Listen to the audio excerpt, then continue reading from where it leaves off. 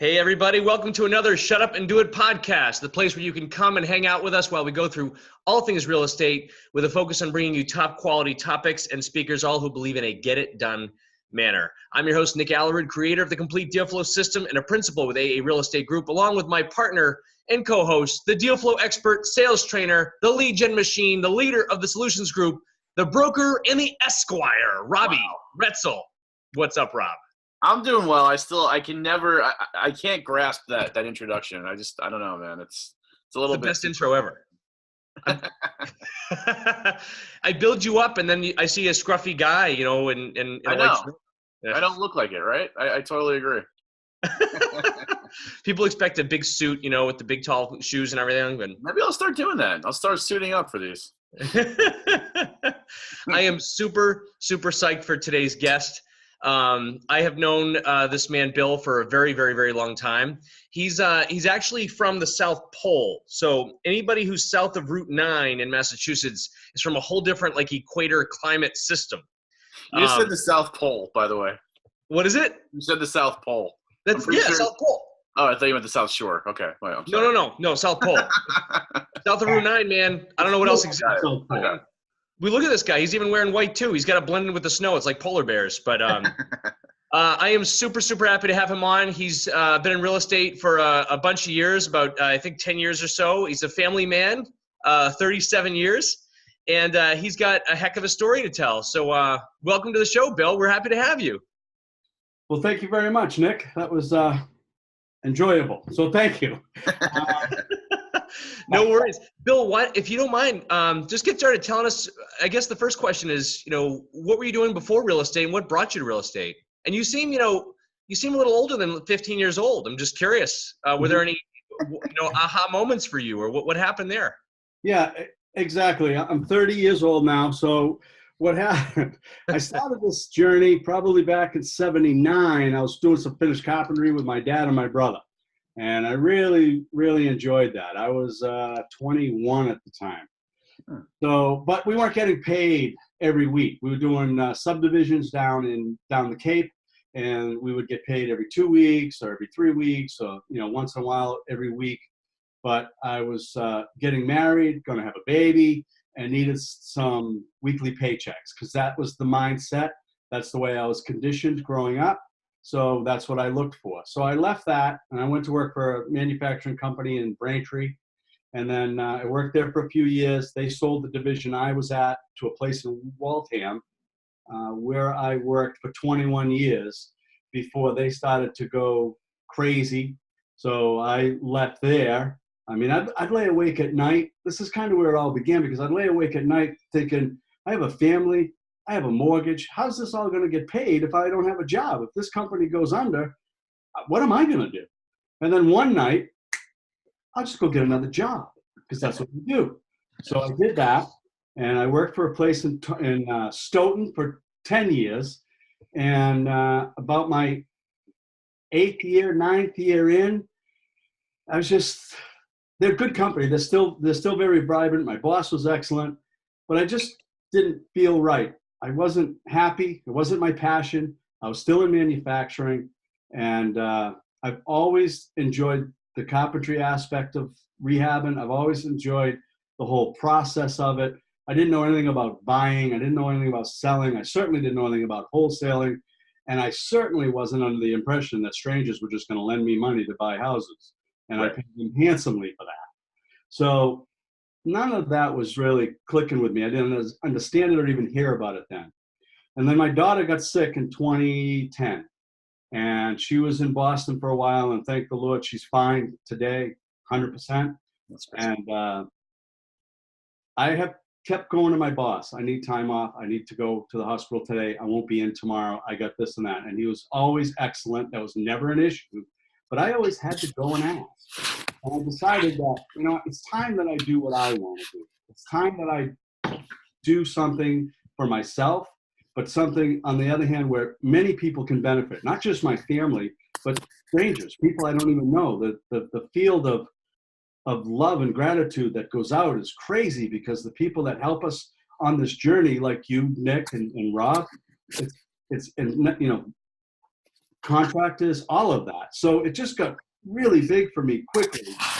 So I searched online because that's how we search everything, and I found this company, Fortune Builders, and decided to look into them a little further. So in 2010, I joined them. And, funny story now, we lived week to week most of our lives, but we were always good. I made good money, but we just never had this giant savings account. But we were very comfortable and happy. I own my own house. We have cars and all of that kind of stuff. But so we're sitting across from each other, my wife and I, in this makeshift office we had upstairs in a spare bedroom now because my children are grown and moved out and have their own homes. So we're up there going through the interview process with this company, Fortune Builders, and they came to the price, and the price was 18 grand. I don't have 18 grand at that point. And my heart sank to my feet. My wife immediately gave me the thumbs up. It was in that instant I knew we were going to be excellent. We were going to be all right. Because, when you have that approval from the wife, everything's possible, brother. It's just the way it works. So we were able to, through credit cards and my 401k, raise that money in 3 days. We paid for the course, and I've never looked back. And then in 2014, I was offered a partnership with a buddy of mine, and I took that offer. It was a very generous offer. I took it, and I went, and we had a great run for a long time. But it was time for me to go off again and continue to do, because I didn't feel whole still. You know what I mean? It was nothing about the partnership or anything like that. It wasn't how I felt internally. So I needed to find what was going to really make me happy. And that was kind of owning my own business by myself. I wanted to try that. Holy crap, is that a lot of work? But I enjoy the hell out of it. So that's kind of where we were. In 2016, we decided to mutually split. It was very, very friendly split. And we're both fortunate for that. And we're still friends today, which is great. But it's, he's doing well, I'm doing well, and it's just better that way. I've been doing this now on my own since June of last year, and I absolutely love it. Absolutely love it. I want to go back to Awesome. toy hobby airplanes. Oh, yeah. Yeah. So in 2010, probably for the whole 10 years in the 2000s, 2000 to 2010, I flew large-scale model airplanes, 8-foot wingspan, 32-inch propellers. I should have brought a propeller up for my business. You hand start these suckers. Oh, wow. You literally flip the prop. Gas engines, 85cc engines. These were fun. Those were really fun. And I had a good job, but see, that was the life. I would work till 3 o'clock every day, and my wife worked till 7:30. So I would go to the flying field from 3:30 to 7:30. It was great. We'd fly every day, and we had a good time. I'd come home, would have dinner, watch TV, go to bed, get up, go to work, go to the flying field, come home, watch TV. It was just the same pattern. And you certainly weren't growing. We weren't going anywhere. And when I decided in 2010 to do this, I had to give up that time. So I sold all my equipment, and I just don't have the desire to go back, because in my spare time, it's crazy.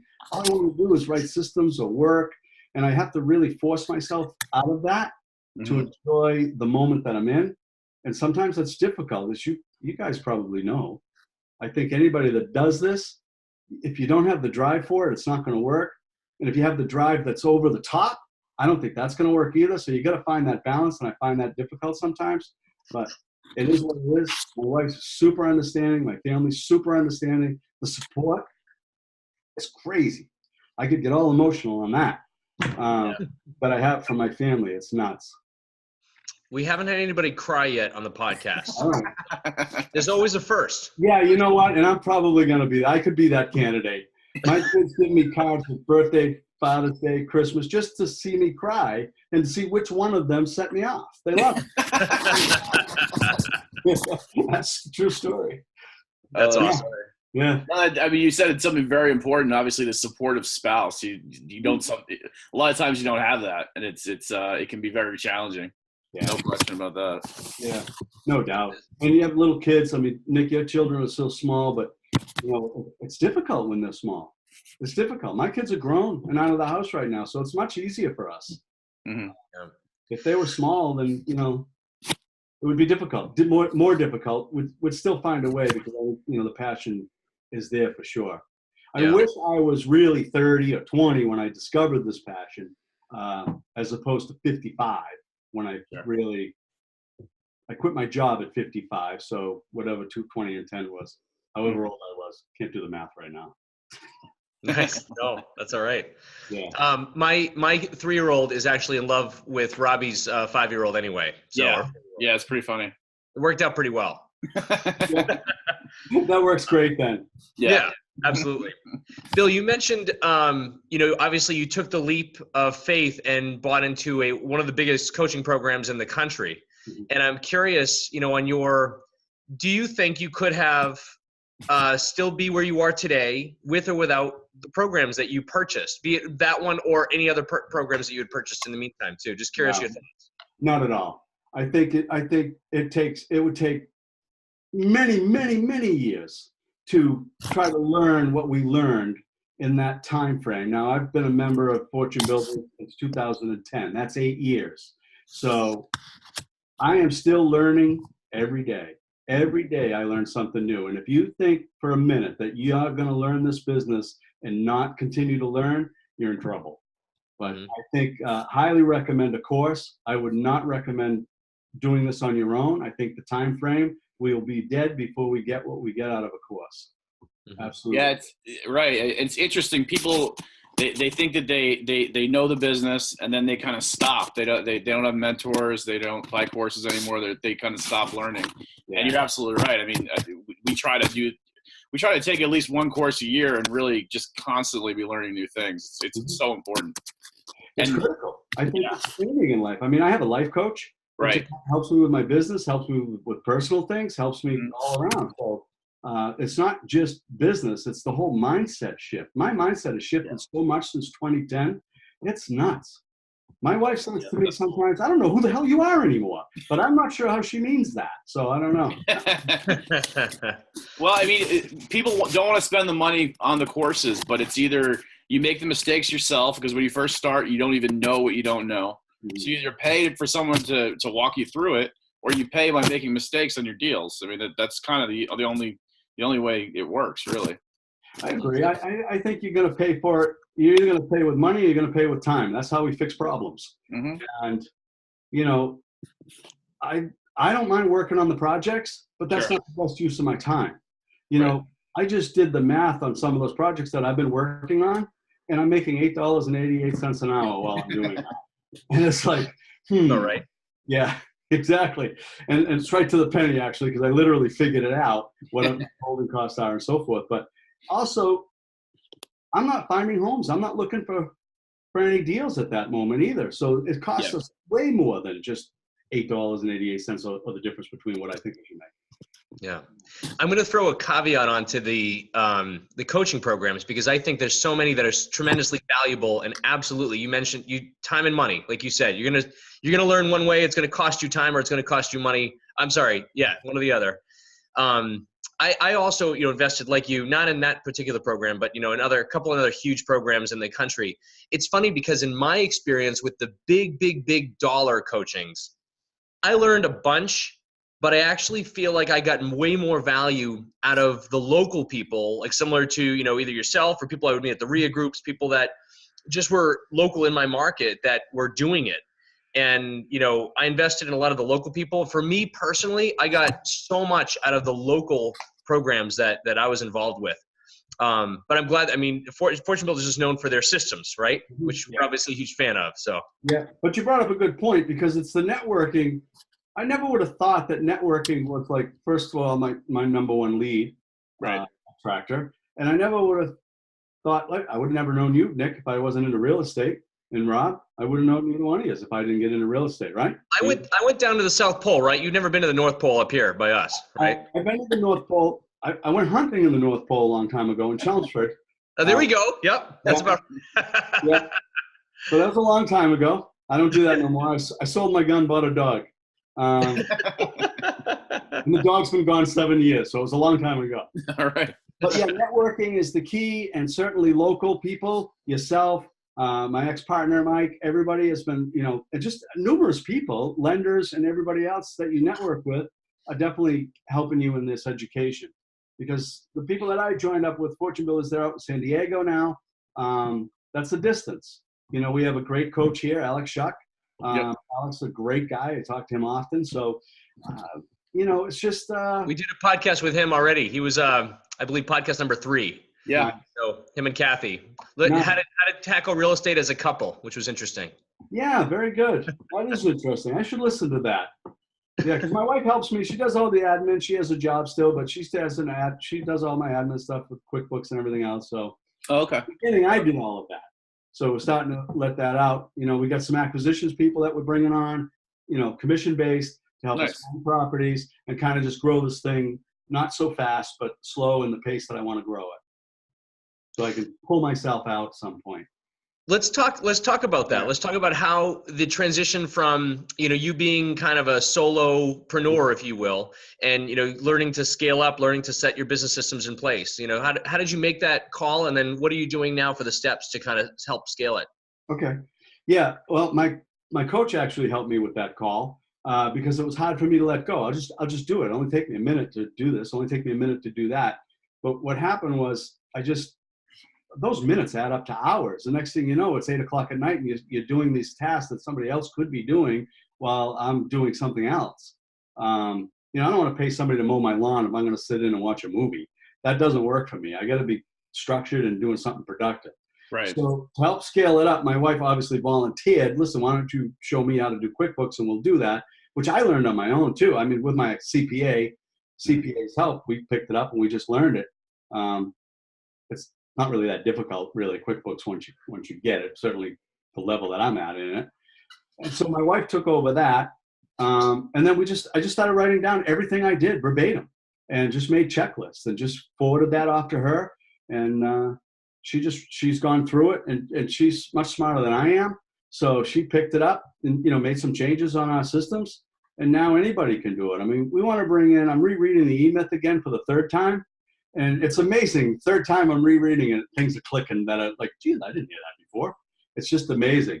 And so that's a great book. If none of you guys out there have read that book, that's a book to read for sure. That'll help with your systems and understand that and read it 2, 3, 4, 5 times, whatever it takes to understand it. So just physically taking the time and time blocking out time, that's huge for me. Because I don't like to multitask. I don't believe multitasking works. I'm a big, proponent of that, where I don't believe multitasking works. You can't do 2 things at once. I don't care what it is. You can do 2 things at once. You just can't do them well. So if you do one thing focused, you're going to get the other thing done focused, and you're going to save a lot of time in that manner. So I had to literally block time out, shut my phone off, and just write these systems so I could train her quickly. That worked. My acquisitions people, we're doing that now with them. We're going through those systems and we're going to be passing off some documents to them. This is how we do it. And if you have a better idea, I'm all for that. I'm not asking you to be a robot.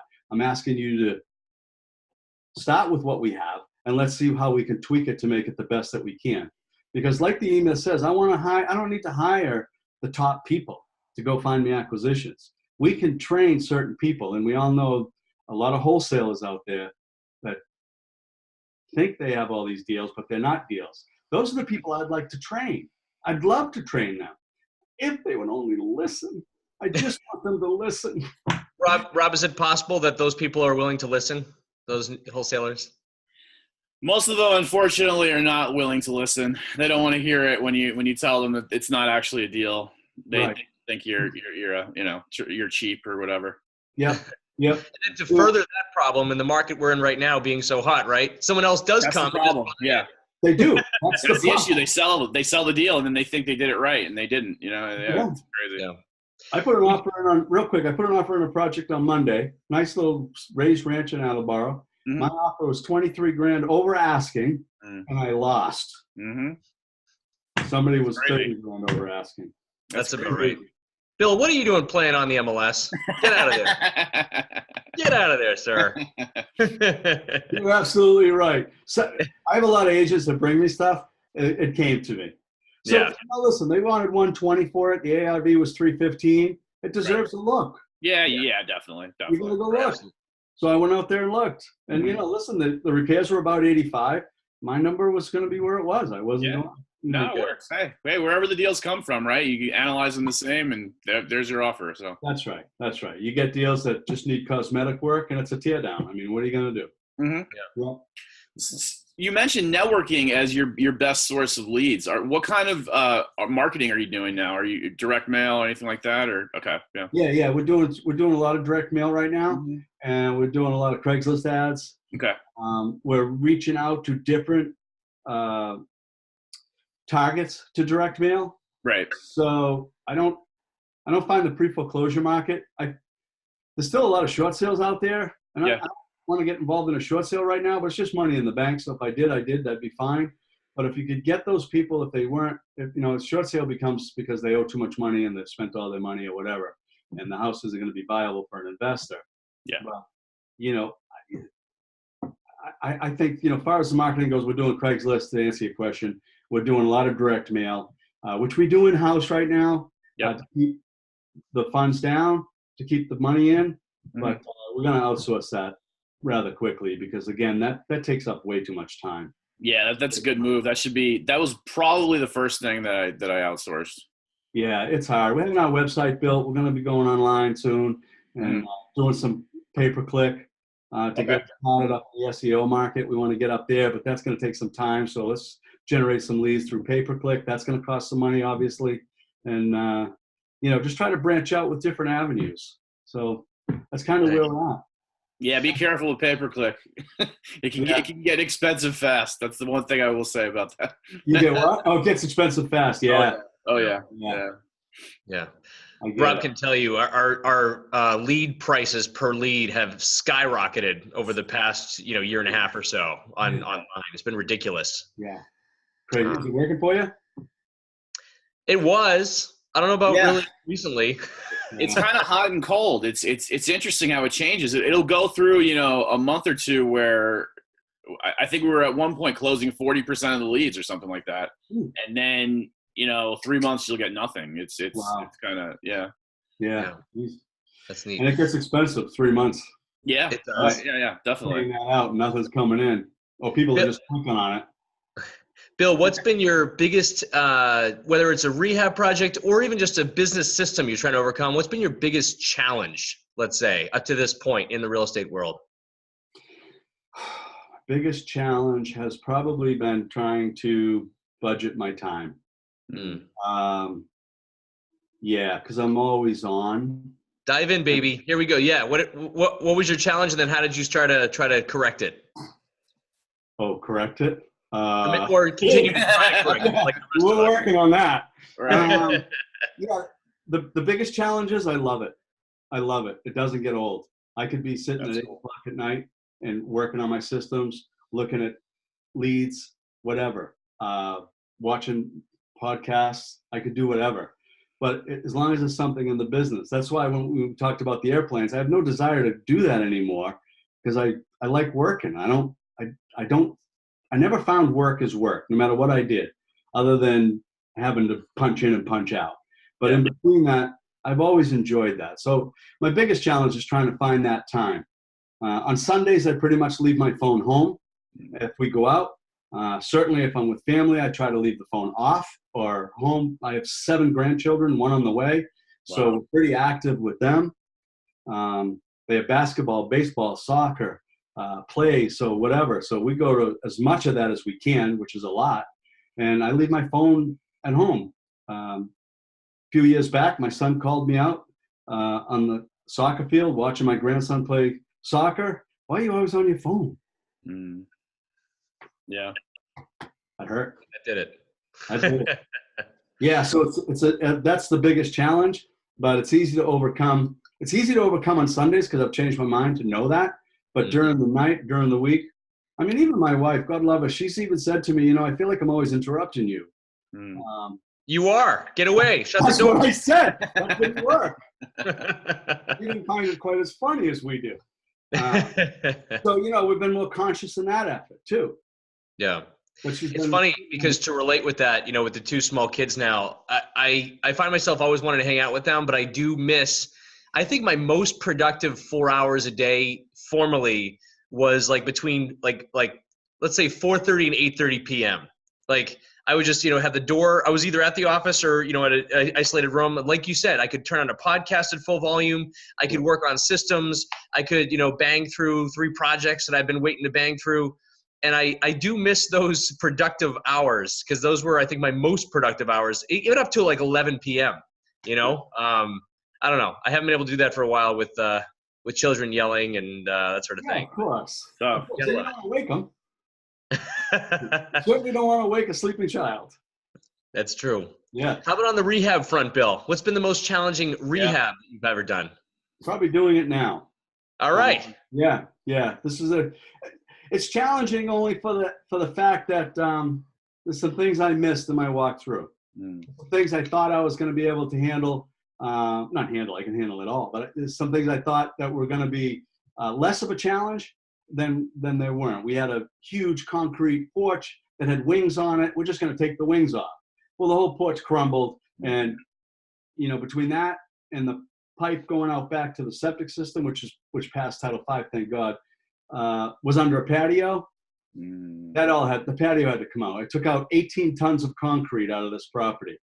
And the first 9 tons went in my dumpster until I got the bill for $900 extra.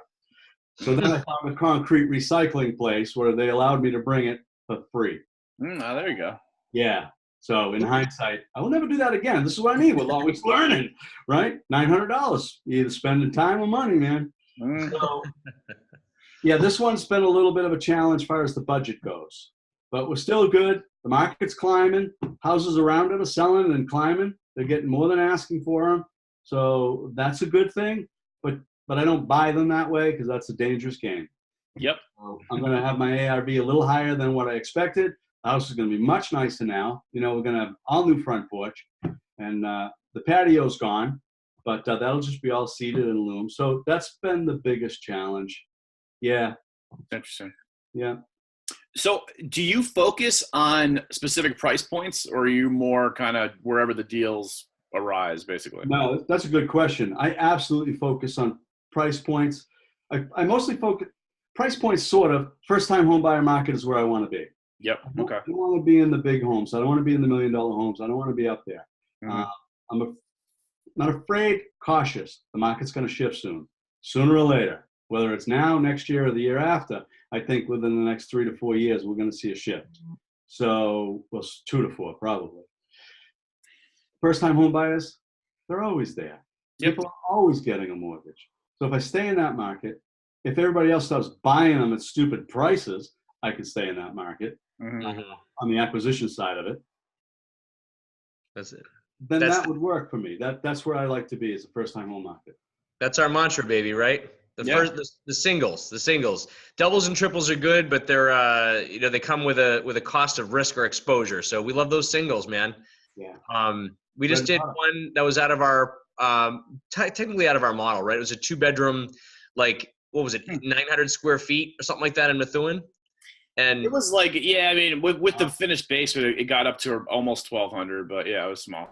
1,200, and of course we shattered all resale records for 2-bedroom houses in that market, because like you said, Bill, in this market too, if we have an overage in our rehab budgets, or if we make a mistake that we didn't really know about, the market's helpful in correcting for that at this moment, right? We can fudge up a lot of mistakes.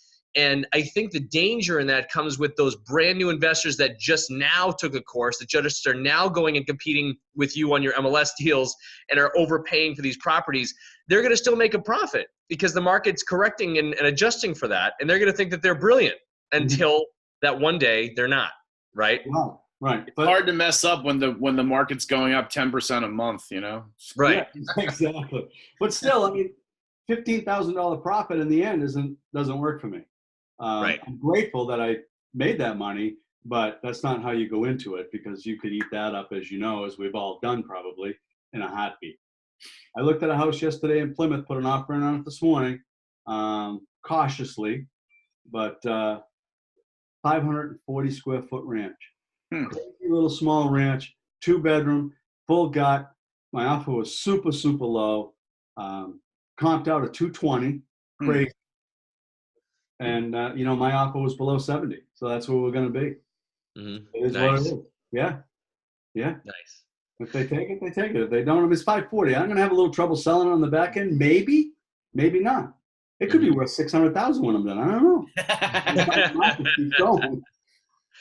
That is true. Yeah. How about on your construction side, Bill? Have you, what's been the way you've kind of managed on the construction? Did you have someone in-house? Do you have crews, general contractors? What's the best way you've learned to handle that? Right now, where I'm on my own, I handle it all myself.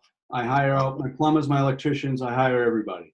And I've been using the same guys for years. So they're all good guys. They all do what they say they're going to do. And I'm told I pay a little differently than most. They finish the job, they get a check.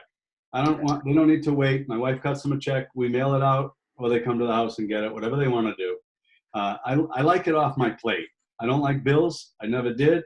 And it's just the way I operate. And, part of that theory is that they're going to come back to me when I ask them to, or when I need them to, because I know this is the guy that's going to pay us. So I pride myself with that, but I think I manage all of that, and it can be stressful. I wake up most days at 3:30, and then I snap the TV on, and the TV, I have a Samsung TV in my bedroom, and every night at 3:30, I turn it on, it goes, and my wife goes, ugh. Nice. So, but the mind's always going, man, and I hate that. I want to go back to sleep, but I have to watch TV for 15, 20 minutes, half hour to get my mind off of what I'm thinking about so I can go back to sleep. But so I manage it. It's heavy sometimes, but not bad. Are you doing multiple projects at once now, or are you managing multiple rehabs? Yeah. Last year I did 3 at a time. Okay. Yeah. This year, right now, I got one. I got one under contract since January. Oh, wow. Yeah, the bank didn't foreclose properly. Who knows? Yeah. So that's still going on. And we have a great attorney. We use Megan and Brandy up there. They're just super, super people. So they're working. Brandy was on our last podcast. Yeah, I saw that. She was great. She did a good job. And I heard she killed it the other night at Worcester last night. Yeah, last night. Yeah. Really?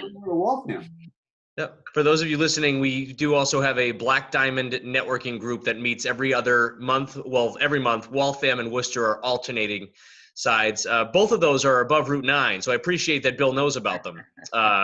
That's awesome. Hey, Bill, I have a question I'd like to ask random people. What's been the best, most useful purchase you've ever made under $100?